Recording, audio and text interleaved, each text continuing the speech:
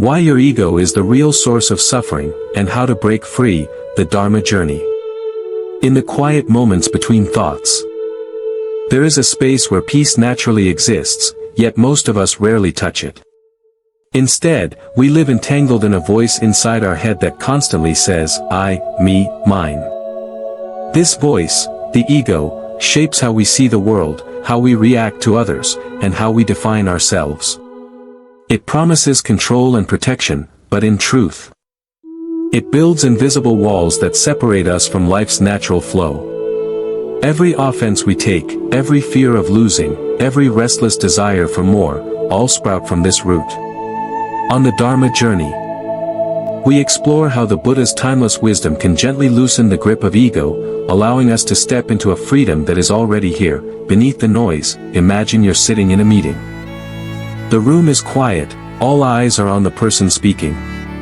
You've just finished presenting your idea, confident it's a great one. But then, a colleague says, I don't think that's the best approach. I see a lot of flaws. In an instant, you feel heat rising in your chest. Your heart starts racing. Your face tightens. In your mind, the counterattacks begin forming. What do you know about this? I've been in this field longer than you, or, this is my idea, don't try to tear it down. Before you've even thought it through, your whole body is in defense mode. Sound familiar? We've all been there. And if you look closely, you'll see the one pulling the strings is the ego. The ego is what makes us believe we have to be right, that we must be acknowledged, that we must be respected. It whispers that anyone who questions or disagrees with us is a threat.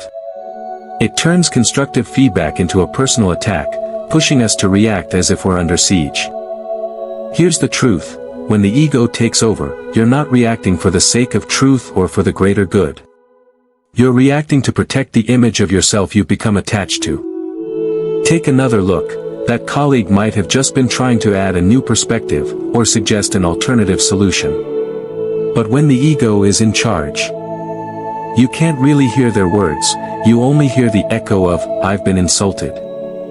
If you grew up in a culture that values achievement and strong personal opinions, like in the United States, this tendency can be even stronger. From a young age, we're taught to assert ourselves, stand our ground, and never let others shut down our ideas. That confidence is valuable, but it also feeds a sensitive ego that's quick to feel attacked. In moments like this, our first instinct is rarely to listen.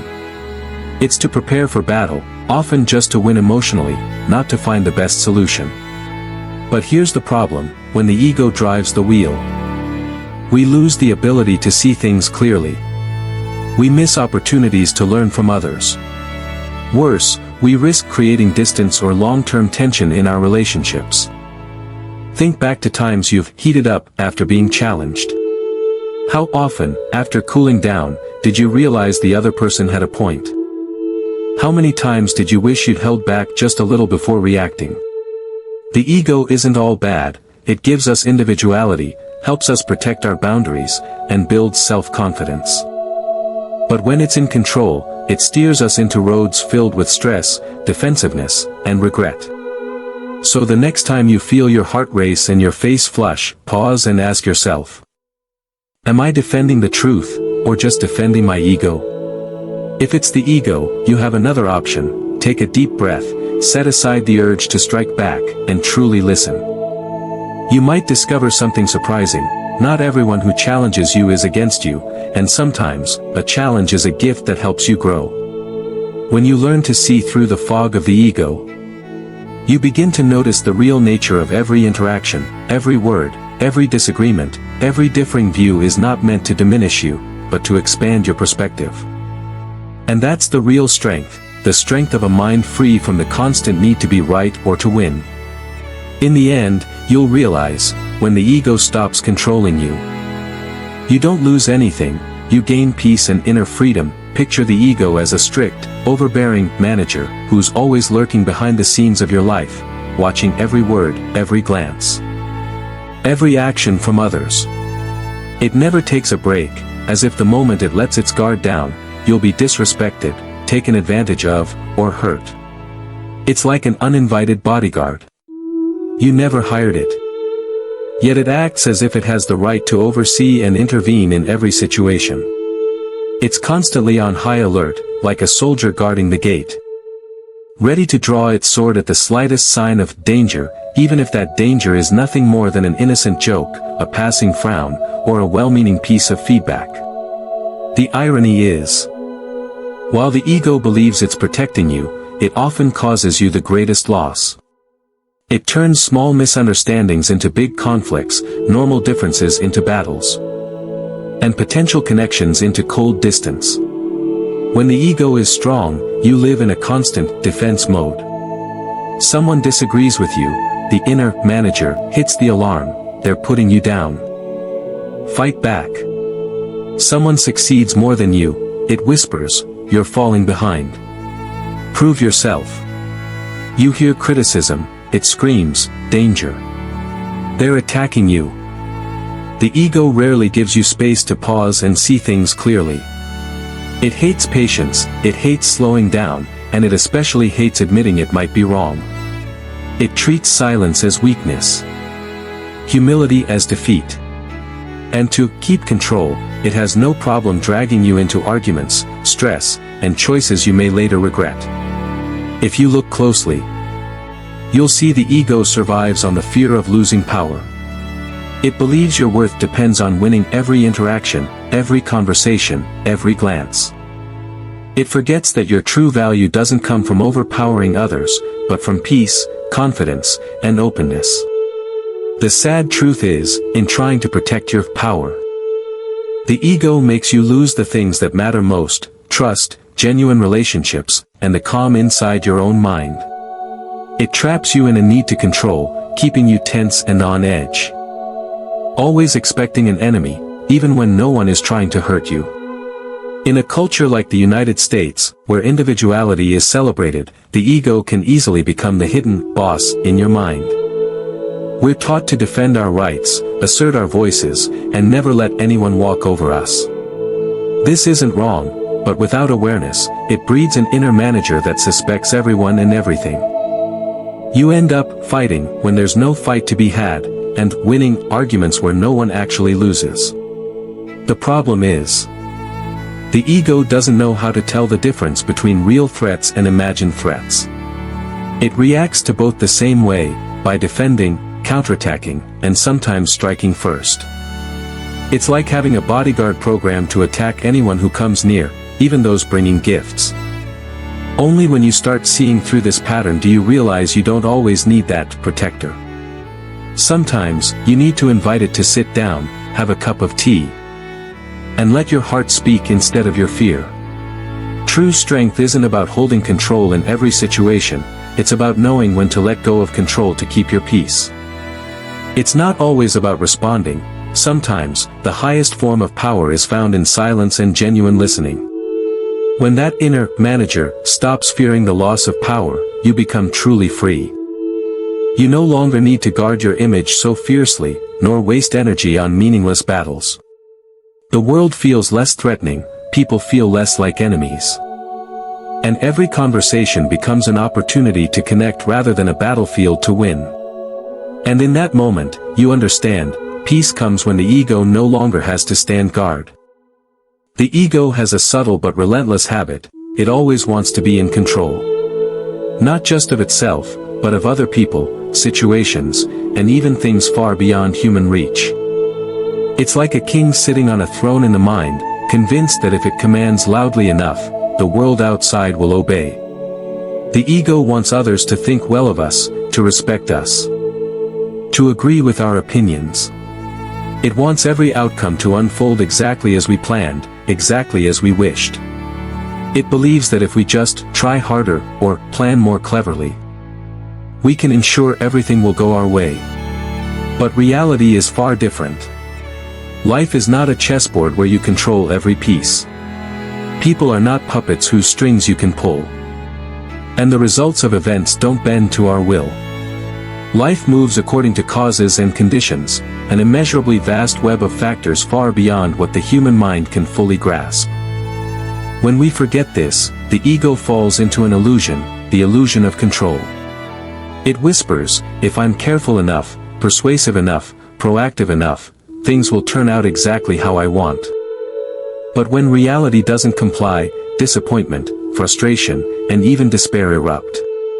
You see this clearly in relationships. We want the people we love to always act in ways that make us feel safe.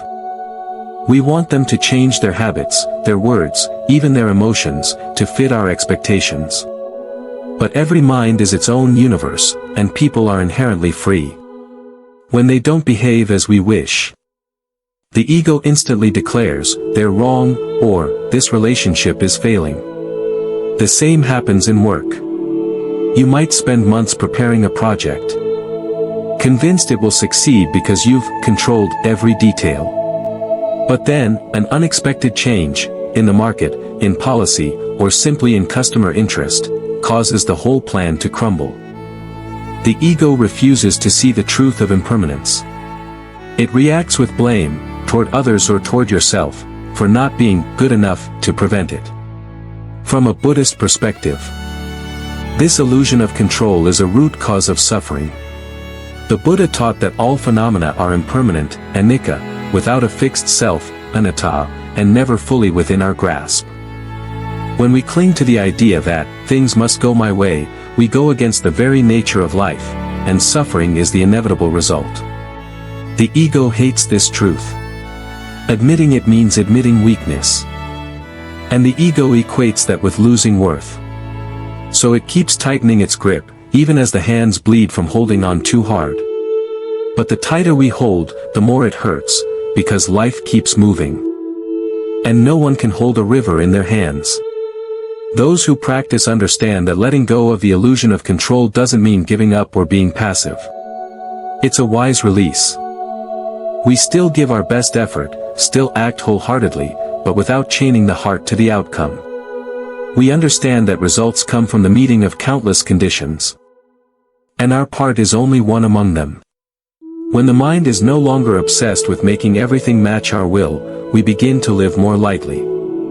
Instead of trying to control others' thoughts, we learn to listen and respect differences. Instead of demanding favorable circumstances, we learn to flow with challenges. Instead of letting results dictate our mood, we learn to rest in the present step of the journey. Peace arises when we realize that absolute control is impossible, but inner freedom is entirely possible. Letting go of the illusion of control doesn't weaken us, it frees us from the heavy burden of impossible expectations. Every outcome, whether favorable or not, becomes part of the path, not the cause of suffering. As the Buddha taught, do your best, but do not cling. Plant the seeds, and let the wind and rain take care of the rest.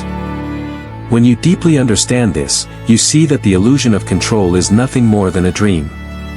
And when you wake from that dream, you step into the reality of life as it truly is, smiling. Not because you've made everything obey you, but because you no longer need it to. Picture this, someone is scrolling through social media, casually moving past photos and updates. When they suddenly see a friend's post celebrating a new promotion, a dream trip, or a milestone achievement, in an instant, their mood shifts. That quiet sense of contentment they had a moment ago evaporates, replaced by a heavy feeling in the chest, an unspoken thought, I'm falling behind. This is the ego at work. The ego thrives on comparison because it fears being less than. It measures worth like a ruler, placing you side by side with others and deciding whether you are ahead, equal, or behind. The problem is, this race doesn't exist anywhere but in our minds. Yet the ego treats it as real, and in doing so, it robs us of peace. The Buddha taught that suffering often arises from attachment to identity and position. When the ego says, you must be more successful, more admired, more recognized, it's building an illusion of self that depends entirely on the approval and achievements of others. And because life is constantly changing, the moment you cling to this image, fear appears, fear of losing it, fear of being overtaken, fear of becoming invisible. Social comparison is a trap because it's endless. There will always be someone who seems to have more wealth, more beauty, more recognition, more freedom. But there is also always someone who has less. The ego ignores this truth because it's addicted to the chase. And so, we scroll and scroll, unconsciously feeding the hunger for validation. The Buddhist path invites us to step out of this cycle. Mindfulness helps us notice the moment the comparison starts. Instead of believing the ego's story, "I'm behind," we can pause, breathe, and remember that our worth is not a position in an invisible race. We can see another's success not as a threat, but as a reminder of the possibilities life offers. When we release the need to compare, we make space for compassion. We can genuinely celebrate the joy and achievements of others without feeling diminished. This is not a small shift, it's a liberation. It means our happiness is no longer dependent on winning or keeping up, but on the simple, profound act of being present in our own life. In the end, the ego's comparisons are like clouds passing across the sky. They come and go, but they are not the sky itself. The true self, the awareness beyond fear and pride, is vast, open, and free from rankings. To live from that space is to realize that you were never in competition to begin with. If you'd like, I can expand this further with a short Buddhist parable that illustrates how comparison creates suffering and how wisdom dissolves it. That would make the teaching even more vivid. The ego is a master storyteller, a tireless movie director that never takes a break. It crafts elaborate scripts in your mind, often without your permission. Sometimes, it whispers lines like, "They don't respect me," or "I have to prove I'm right." Other times, it spins more dramatic tales, "They're trying to bring me down," or "Everyone is watching, waiting for me to fail." None of these stories are based on reality, they're just mental movies, vivid but imaginary. Yet, because the mind is such a powerful stage, you begin to react as if these stories are true. Your heart races, your body tenses, your emotions flare. You start defending yourself in arguments that never happened, or rehearsing speeches for situations that might never occur. The mind becomes a theater, and the ego sits in the director's chair, controlling the lighting, the script, and the ending, all to keep you feeling separate, threatened, and on guard. From a Buddhist perspective, this is the nature of an untrained mind. The Buddha taught that thoughts are like passing clouds, shapes in the sky that appear, shift, and vanish. But when the ego directs the scene, you forget that these are just clouds. You believe they're permanent, real, and urgent. The result is suffering, not because the world outside is cruel, but because the stories inside are convincing. Mindfulness is the art of stepping out of the movie theater. When you pause, breathe, and watch the mind without judgment, you begin to see the ego's script for what it is, fiction, not fact. The dialogues lose their grip, the emotional soundtrack fades. And you realize that most of what troubled you was never truly happening. This awareness doesn't come from fighting the ego, but from seeing through it. A skilled meditator doesn't tear down the theater, they simply stop buying tickets. They let the stories play in the background, without getting lost in them. The ego might still direct, but you are no longer an actor in its drama, you become the audience who knows it's only a film. When you live like this, life becomes lighter. You speak when there's something real to say. Act when there's a genuine need, and rest in stillness when the mind tries to pull you into another scene. The more you recognize the ego's movie making, the more freedom you have. And in that freedom, there is peace, the kind that no script can disturb. The price you pay for living under the ego's control. When you live under the rule of the ego, life becomes a constant battlefield. You find yourself losing meaningful relationships simply because you refuse to take a step back, to yield, or to listen with an open heart. Pride becomes more important than peace, and the need to be right outweighs the value of connection. Tension becomes your daily companion. You walk through life on edge, quick to react, quick to defend, quick to anger. Every disagreement feels like a personal attack. Every slight, real or imagined, feels like a wound that must be avenged. Your inner calm becomes hostage to the moods and actions of others. In this state, happiness is fragile, like glass resting on the edge of a table, always one wrong move away from shattering. Because your joy depends on circumstances you cannot control, other people's approval, their behavior, their acknowledgement, you are constantly at risk of disappointment.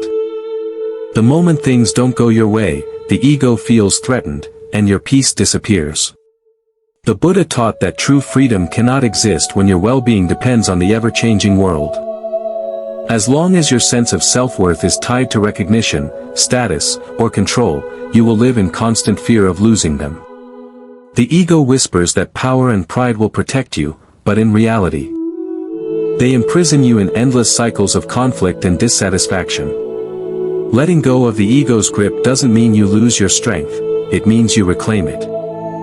You gain the ability to choose peace over pride, understanding over judgment, and connection over control. Only then can you stand in the middle of life's storms without losing your balance.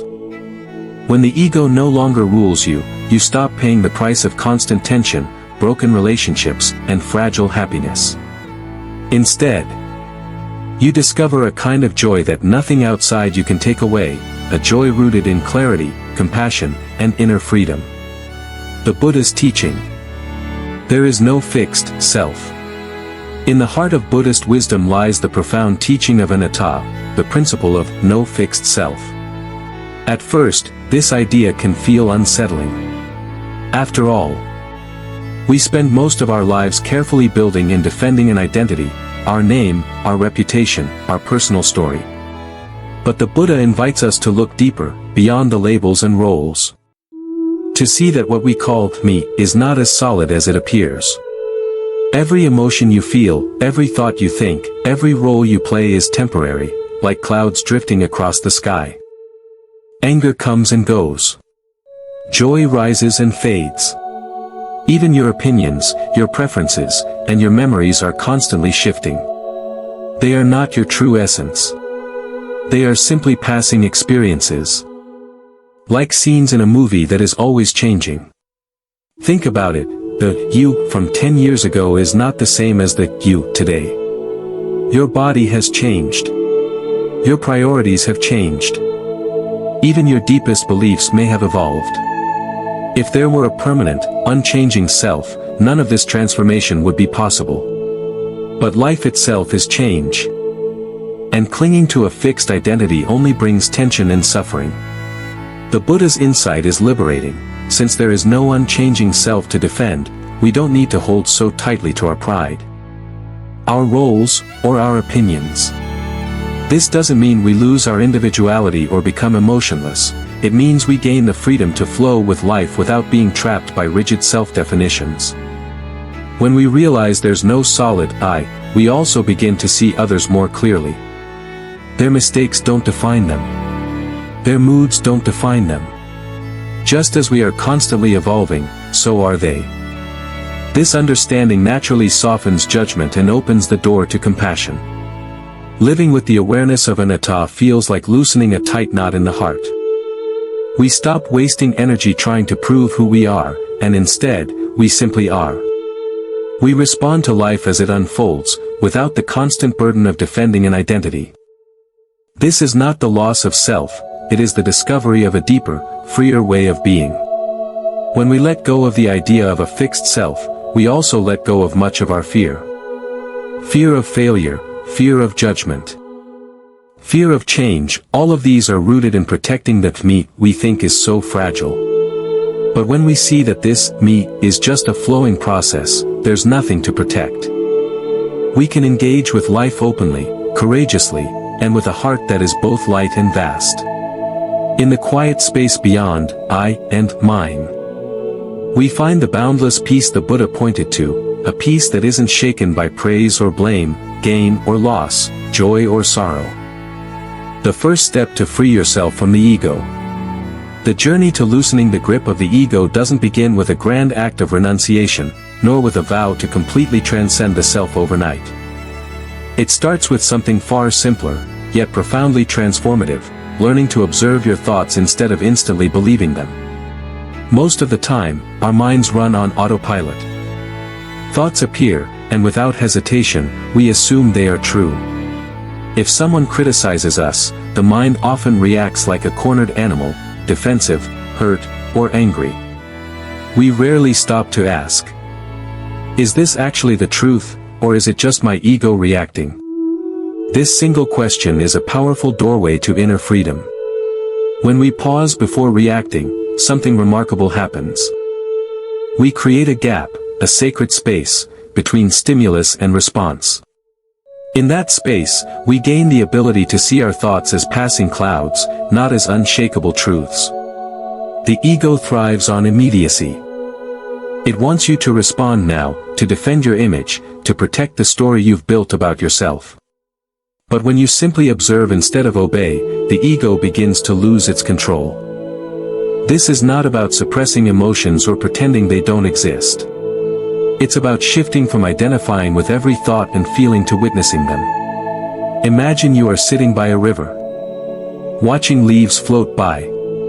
Each leaf is a thought, some are pleasant, some are painful, but you are not the leaves. You are the one watching. Over time, this practice rewires your inner world. You start to see that your anger is not you. Your pride is not you. Even your achievements and failures are not you. They are passing waves in the vast ocean of your being. When you stop clinging to every wave, you begin to experience the deep, unshakable peace of the water itself. The first step to freeing yourself from the ego is not a dramatic leap, but a gentle, consistent practice of awareness. Whenever you feel triggered, criticized, or misunderstood, take a breath. Ask yourself, am I responding from clarity, or is my ego driving this reaction? In that moment of honesty, you are no longer a prisoner of your mind, you are the observer, the witness, the free one. And this is where true transformation begins. Living with compassion instead of ego. Instead of constantly defending yourself, try to find ways to genuinely connect with others. Compassion has a unique power, it melts the rigid walls built by the ego.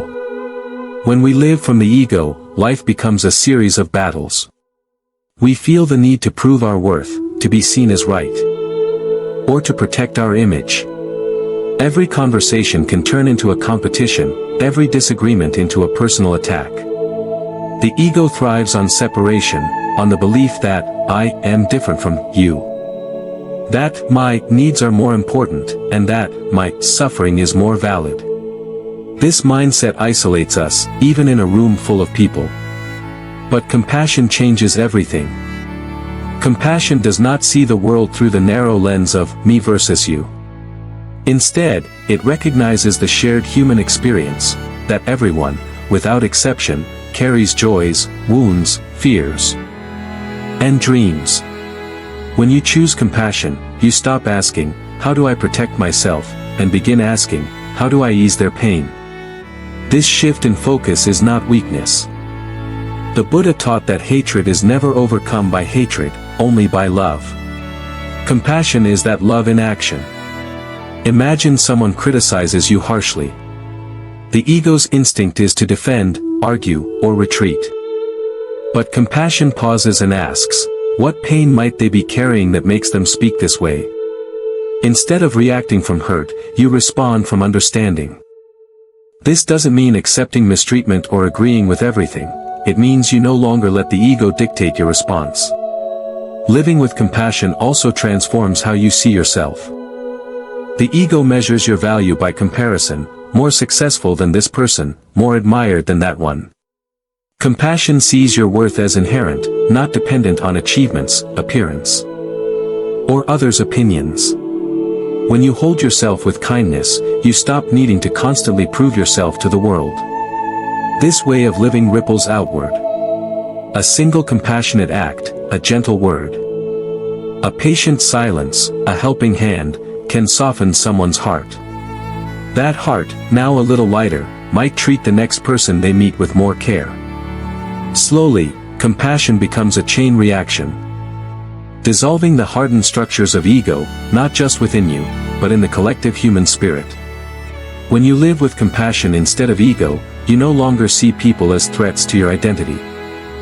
You see them as fellow travelers on the same road, sometimes stumbling, sometimes shining, but always worthy of understanding. In that space, the walls between me and you begin to crumble. And what remains is the simple truth: we are all connected, and in caring for one another, we care for ourselves. If you let compassion guide your steps, life stops feeling like a war to win and starts becoming a journey to share.